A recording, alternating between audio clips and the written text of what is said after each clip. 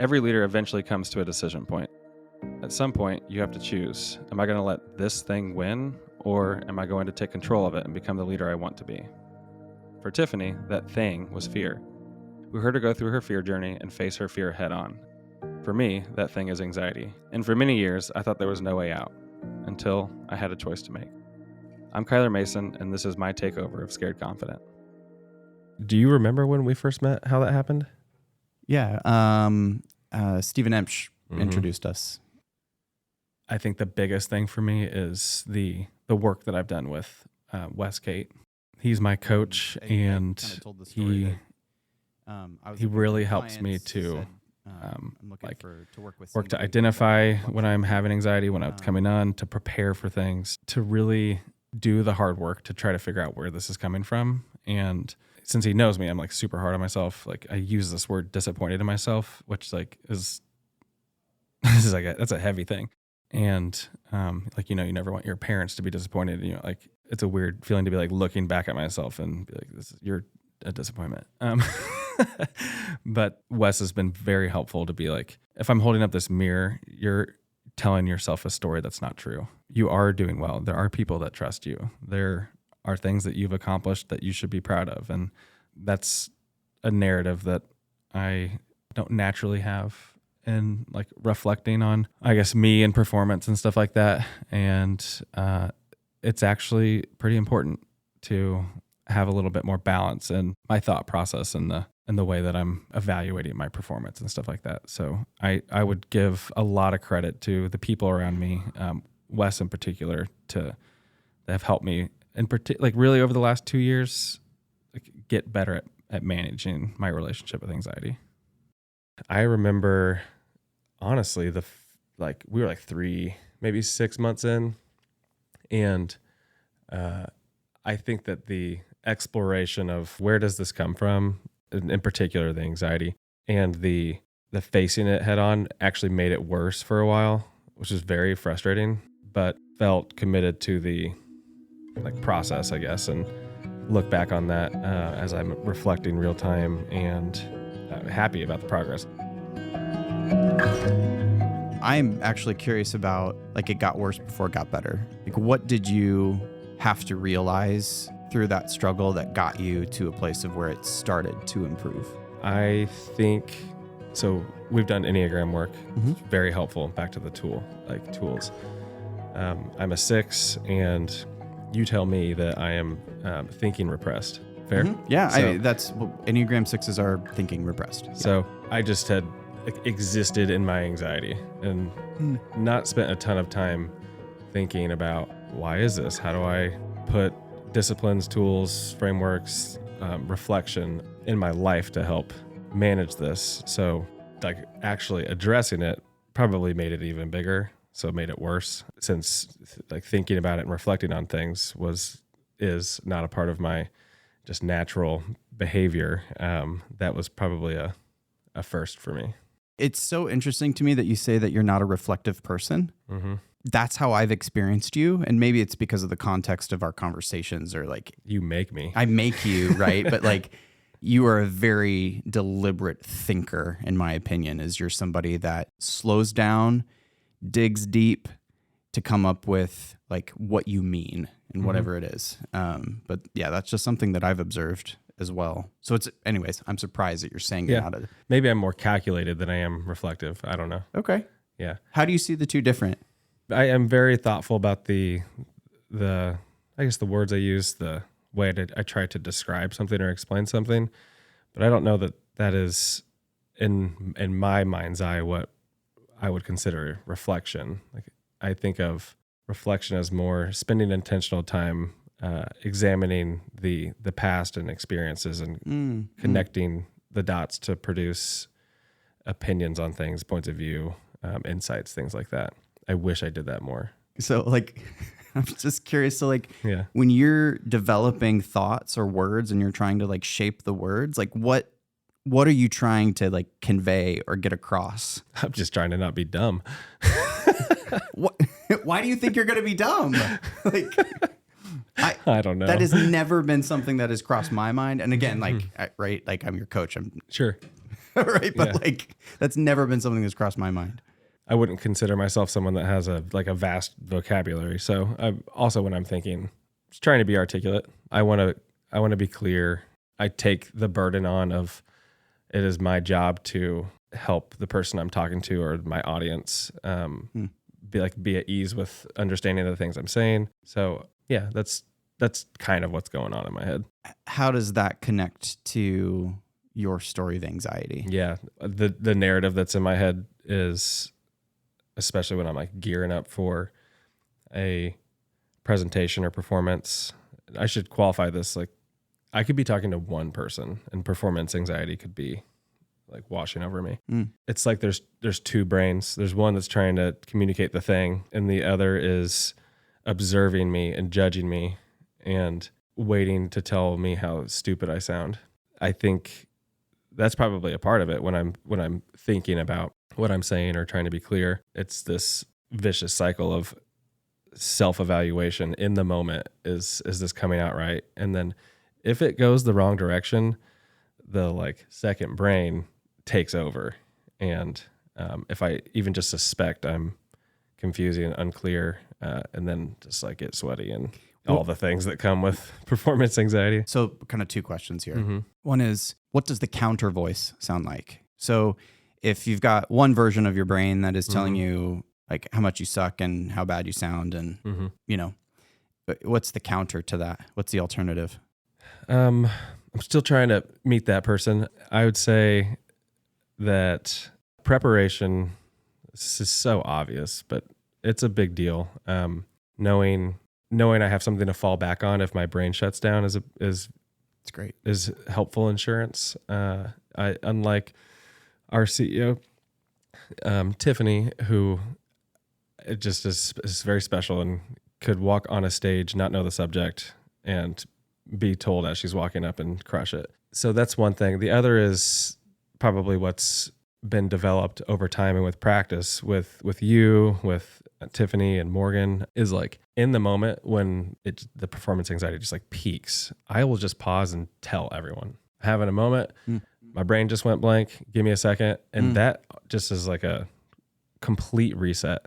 And I got really helpful feedback from Tiffany fairly recently. She was like, when you do that's not really that weird.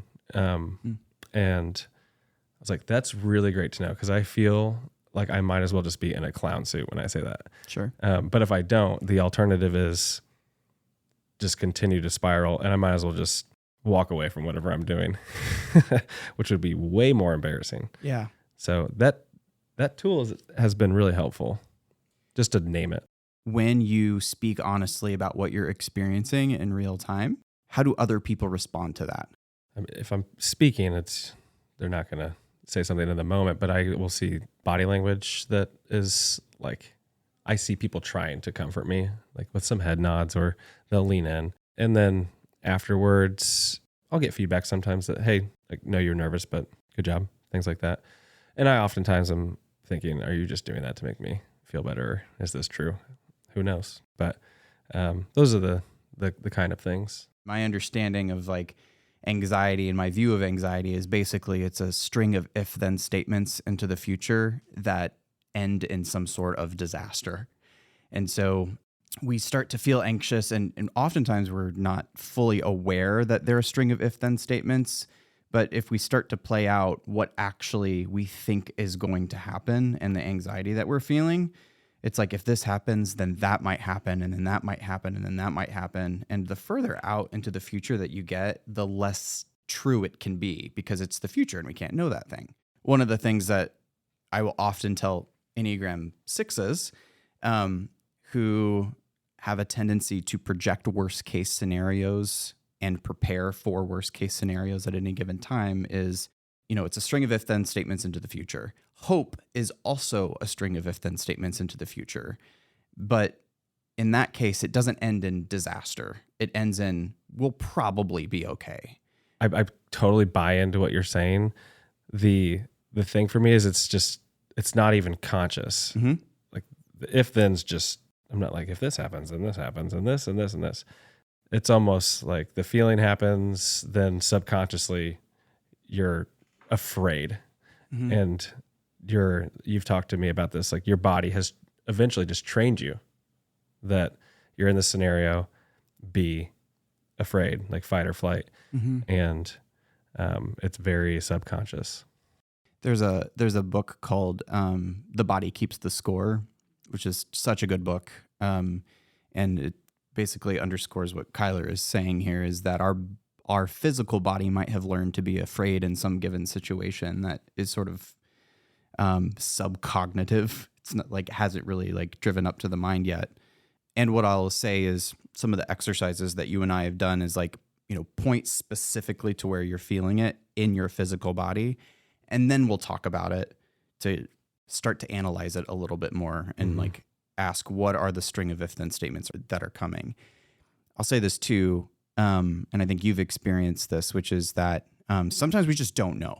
And so there are practices like breathing, feeling your feet on the ground, and sort of getting into your body in the present moment that can help reduce the anxiety. So you've gotten to know me, and you know that I like extreme sports.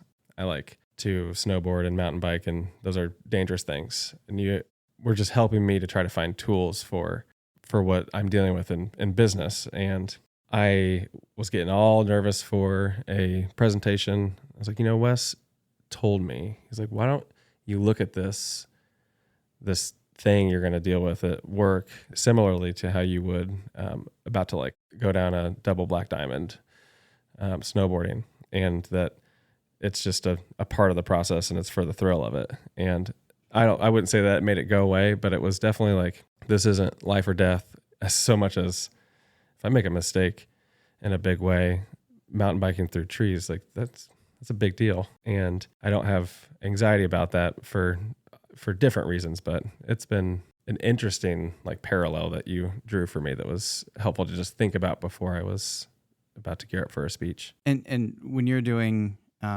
extreme sports, do you do it for the thrill of it? Like, you've got to enjoy it, right? I think so. Yeah. It's the best. I think part of what I'm wondering too is like maybe what connected for you in that as well is like when you hurl your body down a double black diamond, there's a lot of danger that's involved in doing something like that. And even when you might encounter danger, you can sort of maneuver however you need to maneuver in real time in order to kind of recover to safety. Yeah. More or less. I mean, in reflection right now, I'm probably more qualified to give the speech than I am to go down the double black diamond. That's pretty awesome, man. What I've learned from like Wes is like my body has like trained me to be anxious about situations that involve, let's just say, performance. And I just now have this reaction because of the moment, and it's not even a ton of fear. I think that now I just fear the anxiety because I know what it does to me and my ability to like be articulate and be like the leader that I want to be. I think I am now at a place where like I have a little bit more confidence in I can be the type of leader that I want to be. I need to work on telling my body when I'm about to have this moment of anxiety that I'm okay and I'm prepared. I know what I want to say, and just like work through it. If you were to look past over the last, say, 18 months, 2 years, separate from our coaching or not, whatever, what would you say you are most proud of in the way that you've grown as a leader? I think that as I've had the time to norm into the role that I'm in, I have had more confidence in my point of view on the decisions we need to make as a business. Yeah. And with that, it definitely helps balance the scale when I think of like anxiety tipping over to one end versus being like calm, collected, and myself. So time has really produced, time and reps and hard work have produced some confidence. And I'd say I'm proud of the progress from 18 months, 2 years ago. Yeah. I think. Do you see a difference, Mr. Coach? I do. I do. I think that word confidence. Like you've got a greater sense of confidence in the decisions that you're making. And I've seen that over the arc of, and I think I said that in the earlier session, is that I've seen that over the arc of our work together, is that like hard conversations were very hard at the beginning, but now you've kind of got a flow now. Mm-hmm. And I'm recognizing that like, you're like, I got this one. I think too, I've seen you step more and more into the role of president, whereas early on, my perception is that you had trouble believing that people trusted you as much as they did. So I remember when we did our 360, they're like, yeah, Kyler's awesome, we trust him. But there was a lot of people that just said, like, lean into the level of trust that you have, lean into it. And I think that it took you a while to do that and to get reps in as a president. Mm-hmm. But I'm seeing continued growth in that area as more and more you're stepping into what that role means and living into it with greater confidence.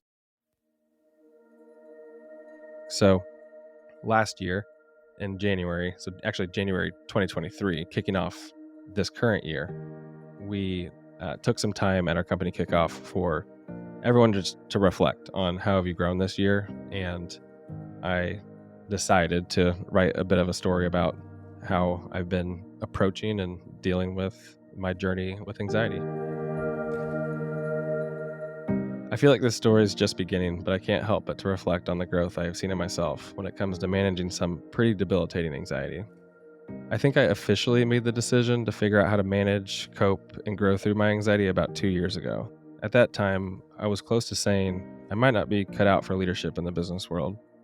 I would be lying if I said that it never crosses my mind now. It does, but I know how to manage it. I've worked my ass off, managing unproductive thinking, building confidence, and putting myself in uncomfortable positions that give me evidence that I can grow and improve. I feel proud to look at where I am now and know that there's evidence that I can keep going, and anxiety doesn't own me, and it hasn't stopped me yet. Thank you for joining me on another episode of Scared Confident. Until next time, keep telling fear, you will not decide what happens in my life. I will. If you want to get the inside scoop, sign up for my newsletter. We decided to make content for you instead of social media algorithms. The link is waiting for you in show notes, or you can head over to tiffanysauter.com. Thanks for listening in.